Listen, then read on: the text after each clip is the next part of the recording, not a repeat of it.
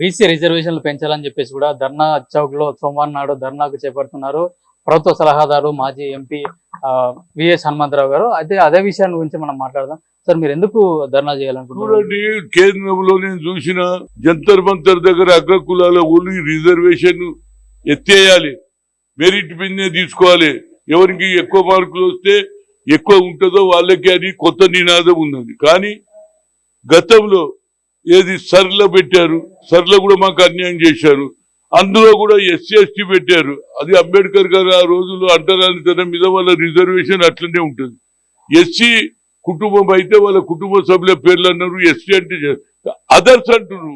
ఇవాళ సెకండ్ అవుతున్నది, మళ్ళా రెండో విడత జరిగినా రెండో విడతలో కూడా మా పేర్లు మీరే రాయించండి, మీరే ఏది ఆన్లైన్ లో పెట్టుకోండి, మీరు రాసిందంటే ఎట్లా? అందరు చదివిన వాళ్ళు ఉన్నారండి. నువ్వు అడగాలి, మీరు ఎంతమంది పిల్లలు, మీ కులమేంది అడిగితే చెప్తారు.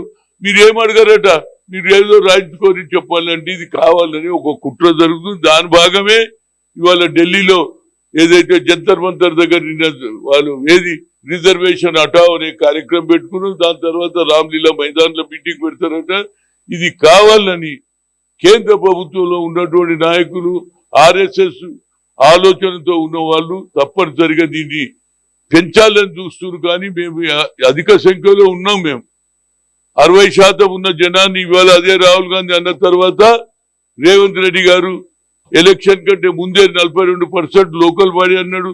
ఎలక్షన్ తర్వాత కులంగానే జరిపించుడు 56% అన్నాడు. కాబట్టి సబ్కా సాత్ సబ్కా వికాస్ అంటున్నాడు. అందరు కూడా పేదోడు కూడా పైకి రావాలంటున్నాడు. మేము అగేనెస్ట్ లేము. వాళ్ళ 10% రిజర్వేషన్ మేము వ్యతిరేకం చేయలేదు కదా. అందులో కూడా అగ్ర కులాలు పేదోళ్ళు ఉన్నారని మేము ఒప్పుకున్నాం కదా. మరి మాకెందుకు వ్యతిరేకం చేస్తున్నారు? ఆఖరు కోర్టుకు పోయిండ్రు.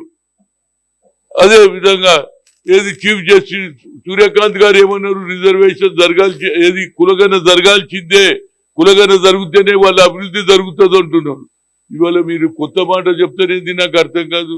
దీన్ని కావాలని రెచ్చగొట్టడానికి ప్రయత్నం చేస్తున్నారు. అందుకు కారణం ఏంటంటే ఆయన 58% వచ్చింది సర్వేలలో. మళ్ళీ ఈయన ఏడా ప్రధానమంత్రి అయితే ఆయననే ఉంటాడా పర్మనెంట్? ఎన్నిసార్లు ఉంటావు? 3 సార్లు ఉన్నావు. నువ్వు ఓబీసీ అంటావు, ఓబీసీలకు ఏమన్నా చేసినావు ఇప్పటిదానిక?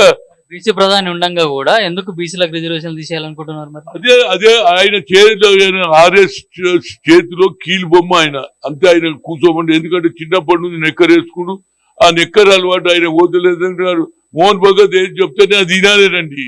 పేరుకైనా సూట్ బూట్ వేసుకుంటాడు కానీ నెక్కర్ కింద బరాబరి ఉంటుంది, ఉండని. కానీ అన్యాయం జరిగినప్పుడు అయితే మాట్లాడాలి కదండి. నువ్వు బీసీ ఉండి అదే అగ్ర కులాల్లో పుట్టిన రాహుల్ గాంధీకి ఆలోచన వచ్చింది పేదవానికి న్యాయం చేయాలి అనేది నా ఉద్దేశం. అదేవిధంగా తప్పనిసరిగా విద్యార్థులు కూడా పోరాడుతున్నారు. విద్యార్థుల వెనుక ఉంటాం. ఒక ఊర్లో రాజస్థాన్ లో ఒక ఊర్లో బడి, సర్కార్ బడి ఉన్నది.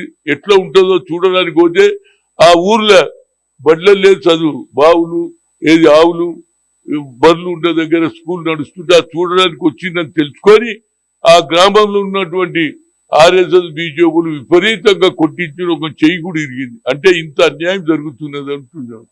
అదే ఇక్కడ చూడు, ఏది గురుకుల స్కూల్ అవుతుంది. మేము ఆ ప్రతి పిల్లగానికి కూడా బూట్లు ఇస్తున్నాం, బట్టలు ఇస్తున్నాం, పండుకునే బెడ్షీట్ ఇస్తున్నాం, పొద్దున బ్రేక్ఫాస్ట్ ఇస్తున్నాం, అదేవిధంగా లంచ్ కూడా ఇస్తున్నాం. ఆదివారం రోజు కూడా నువ్వు చికెన్ ఇవ్వాలని చెప్పినా మా ముఖ్యమంత్రి గారు, అది కూడా అవుతున్నది. కనుక ఆయన మాత్రం కొంచెం సబ్కా సాత్ సబ్కా వికాస్ అంటారు.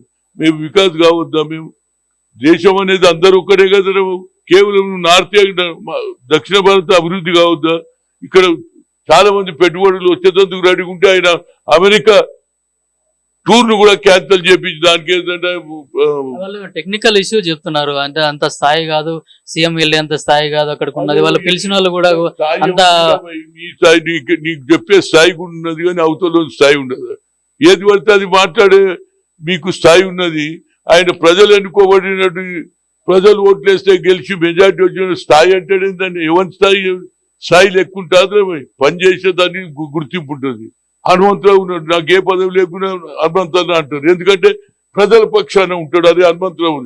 ఈ స్థాయి దానికి వచ్చింది వాళ్ళ అంటే వాళ్ళు భయపడిపోతున్నారు. ఈ విధంగా డెవలప్ అవుతుంది. దేనికోసం వాళ్ళు భయపడుతున్నారు? డెవలప్మెంట్ జరిగితే మళ్ళీ ఓట్లు రావు కదనే. అమెరికాలో మా అక్క కొడుకులు ఉన్నారు, మా బావ ఉన్నాడు.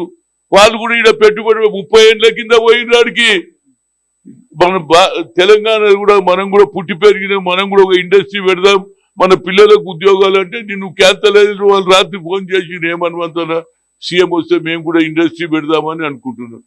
ఇలాంటి తప్పుడు వ్యవహారం ఎందుకు చేస్తారు? 10 మందికి ఉపయోగపడితే పొలిటికల్ గా నువ్వు ఏదైనా మాట్లాడు, కానీ అభివృద్ధికి కూడా అడ్డుపడడం అనేది ఇది మంచి పద్ధతి కాదని చెప్తారు. కావాలని కుట్ర చేసి క్యాన్సిల్ చేసిన కుట్రనేగా ఇక కావాలనేది, ఇంకెందుకు క్యాన్సల్ అయినాక ఇంకా కుట్రేకపోతే నీకు నిజంగానే ఒక యూనివర్సిటీ ఉగ్రవాద ఆలోచన ఉంది, నేషనల్ ఇంట్రెస్ట్ లేదన్న దగ్గరికి నువ్వు మొదలే చెప్పాలి. You are not going to that, otherwise will not give your visa అనాలి కదా. నువ్వు అన్ని ఇచ్చి ఇప్పుడు ఆడ ఆ స్కూల్లో దొంగలు ఉన్నారు, ఆయన ఇంటికి పోవద్దంటే ఏందండి ఇది?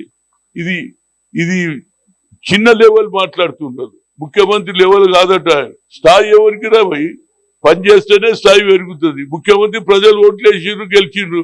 ఇక నువ్వు ఆయన స్థాయి, నువ్వు చెప్పిన స్థాయి ఏమున్నదో నాకైతే తెలియదు, ఎవడు చెప్పిండో నాకు తెలియదు. కానీ నోటికి వచ్చిన ఇవాళ రేపు టీవీలో వచ్చినది, సోషల్ ఏదన్నా అనొచ్చు. ఆయన అన్నా ఏమన్నా ఇప్పటికన్నా వాళ్ళ ఆలోచనలో మార్పు రావాలి.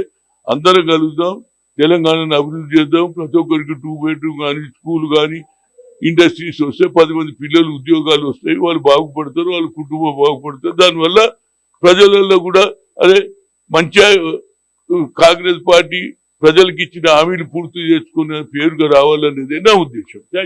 ఇప్పుడు కాంగ్రెస్ పార్టీలో లొల్లిలు జరుగుతున్నాయి, ఎందుకు మరి అట్లా? మీరు ఏమైనా సంధానించే ప్రయత్నం చేస్తున్నారా? ఇష్యూ హైకమాండ్ చేతులు ఉంది. ఐ డోంట్ వాంట్ బీసీ రిజర్వేషన్లను రద్దుకు already seal by the high command. I don't want comment. Right. అంటే రిజర్వేషన్ల అంశం కూడా కేంద్ర ప్రభుత్వం పరిశీలించాలని చెప్తున్నారు. అట్లాగే సీఎం రేవంత్ రెడ్డి పర్యటన కావాలనే రద్దు చేశారని చెప్పేసి కూడా విహెచ్ ఆరోపిస్తున్నారు.